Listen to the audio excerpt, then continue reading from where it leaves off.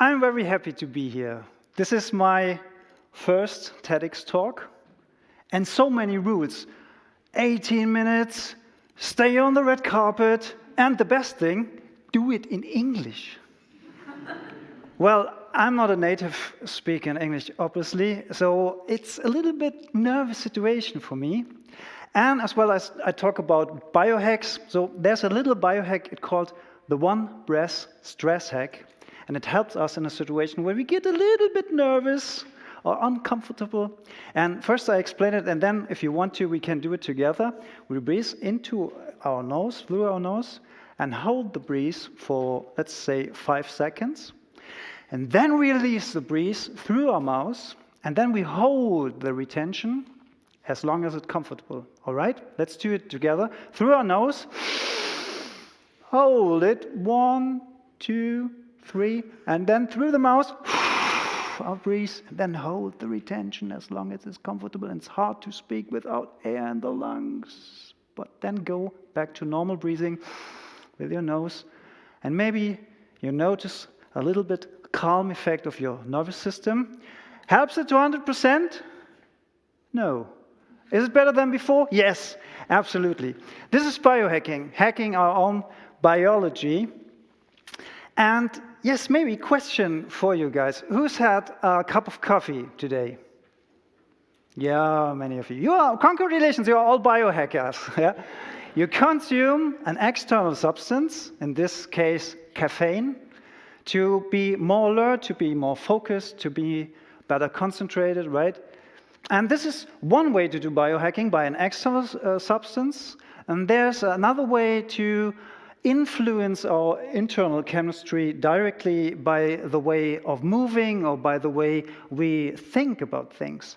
To understand this a little bit more, let's make a little time travel. We put the rest of our coffee ground into the flux compensator of our DeLorean. I hope you know all the movie Back to the Future, otherwise this makes absolutely no sense for you. And we go back to the past, let's say 400 years, to the year 6022. And here we talk to a random person about his life, and we ask him, what do you need to be really happy? And at this point, it's good to know that an average person from the year 6022 not necessarily have 3 times food a day, or for every medical situation the right medicine, or for every weather condition the right clothes. So it could be that he might say something like, well, I love to have a magic box. And every time when I open it, all the things I need just fall out. I think then I could be really happy. And when I say to this person, well, I am from a time we have all a magic box. And we just have to tap or swipe and almost all wishes are fulfilled. It could be that this person may say something like, oh my goodness, you must be the happiest and most peaceful humanity that's ever lived on Earth. And we can feel this sentence. Are we the happiest and most peaceful humanity that's ever lived on Earth? When we have a look at the world today, we see war, we see hunger, climate change, species extinction, and all this is human-made. Perhaps you notice a gap between the hopes we are put into our technical devices and the feeling within. Have we lost balance? And how could biohacking help us to get a little balance back? To understand this a little bit more, let's even go further to the past, this time very far, 7 million years. 7 million years. Long story short, we left the trees, we explore the ground, we notice, ooh, there's tall grass, so we have stand up again and again and again, and we notice, wow, our hands are free. We can use them to grab a stone and use it as a tool. And we develop these tools over and over again till today.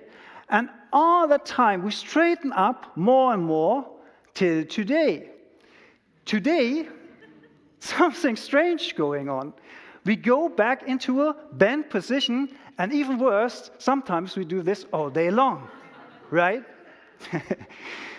Have a closer look to our ancestors with the hand axe and the spear. They were active the whole day long. Swim, run, walk, climb. And we are static. We are sitting. Welcome. They were active through the day, light, and then they slept at night. Except the guard in front of the cage. But to be honest, shift work was not good for the biorhythm even 7 million years ago. But they were active, they were connected today and connected tonight, and we lost this thing. They have natural stressors like cold, like heat, like hunger, like thirst, and we are completely comfortable. We have solved all these problems. But this comfort comes with a price, the so-called diseases of civilization. So, there are some challenges. What about the solutions? How can biohacking help us in our day-to-day? Let's spend a digital time day together, and let's start in the morning. Question for you: who's wake up with a smartphone clock function? Yes, yes, yeah, no, yes, nobody needs an old-fashioned alarm clock, right? But the chance is very high that if you have that thing in your hand very early in the morning, there might be that you go online immediately to check the news, to look at your emails, to check the stock market, social media, whatever. And what happens? We let immediately thoughts, ideas, and opinions from other people into our system. Instead of looking at our own thoughts, ideas, and opinions. How did I feel today? How do I feel today? What did I dream? Is there some pain anywhere? What's the weather outside? So my recommendation is to set a time when you don't use your smartphone in the morning. And you can start consciously into the day, and the morning is like a compass for the whole day. So the chance is very good. If you start conscious, that the day will be conscious, the week, the month, the year, the life, just by changing little habits in your morning routine. Next idea is to exercise, to move your body. Yes, that's the ideal world. 2 guys running into the sunrise, yes, theoretically. The truth is more like that. You are alone because no one is crazy enough to run with you early in the morning. In the winter, it's cold, it's storm, it's rain. And you think, what I am doing?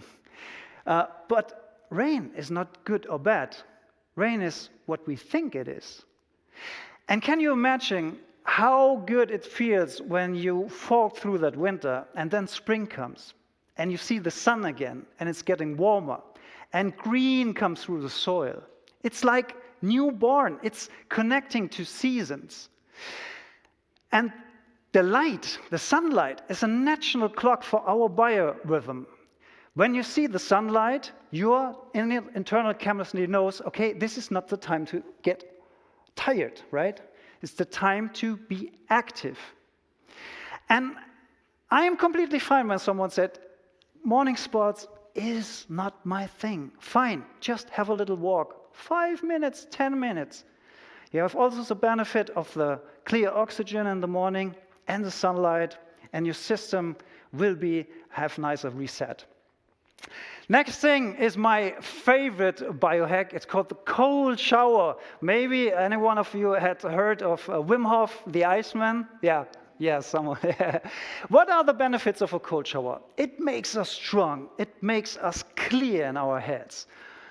Our skin is flushed with blood, and the circulatory system gets active. Our breath is intensive. The heart rate goes high. And it's not only the physical level, and a mental level as well, had positive effect because we voluntarily put ourselves into an uncomfortable situation, and we mastered it.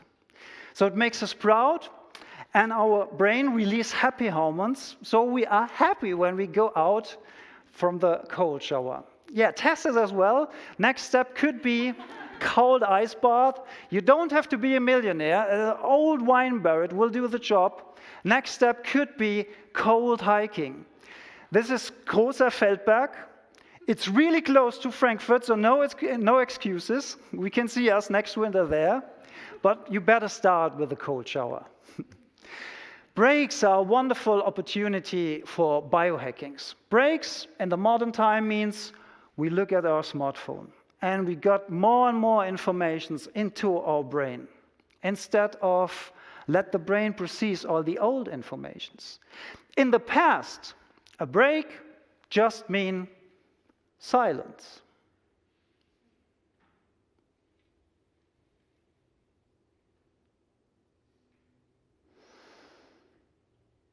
And then our brain can deal with all that information.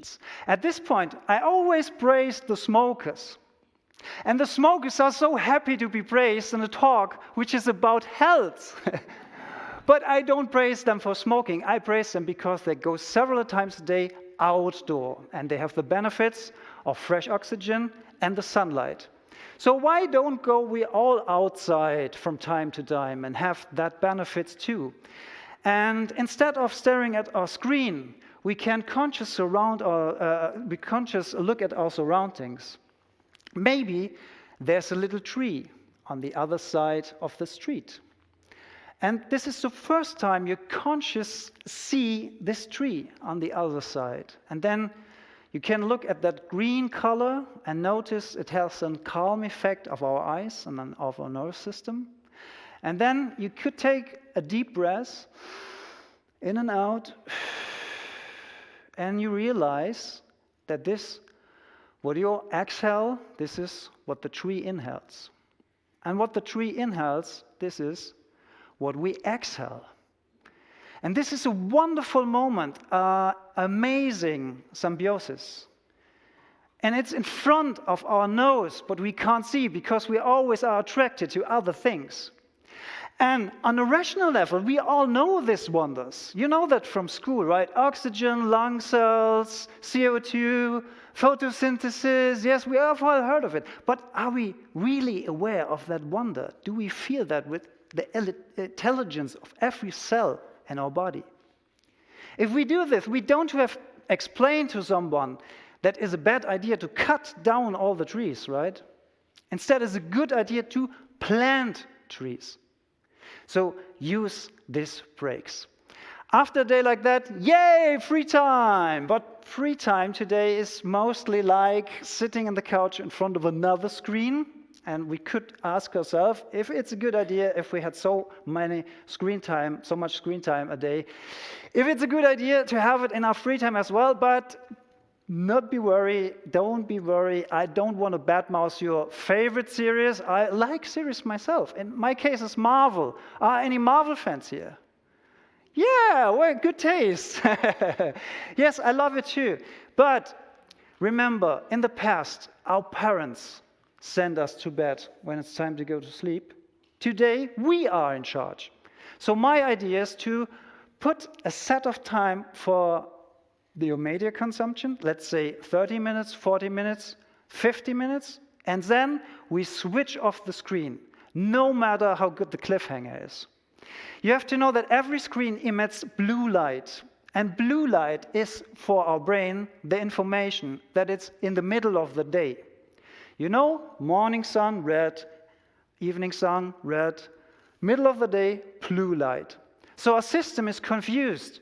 And our brain don't realize that this is the right time to release sleeping hormones. That little help will help us to a better sleep. This is one of the issues that we have, that so many people have sleep problems today. So the idea is, set a time between your last media consumption, your last screen time, and the time you go to bed. Let's say 30 minutes. What can we do in 30 minutes without a screen in the evening? Crazy. We can read a book. We can have a cup of tea.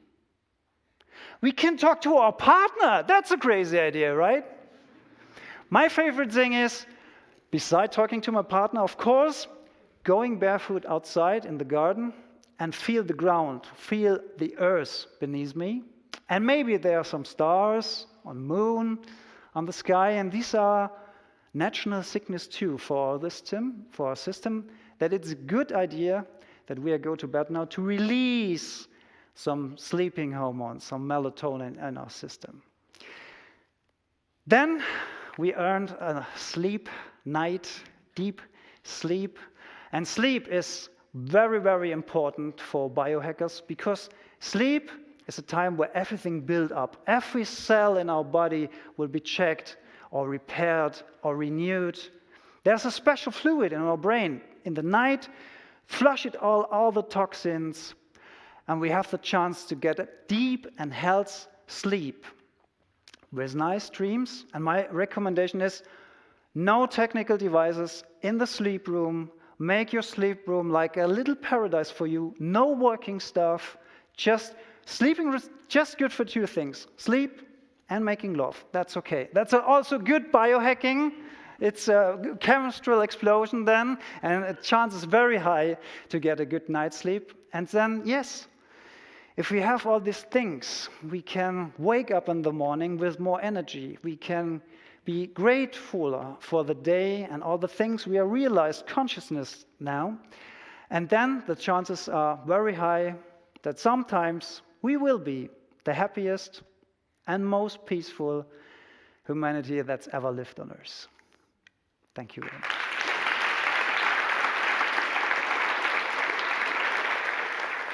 much.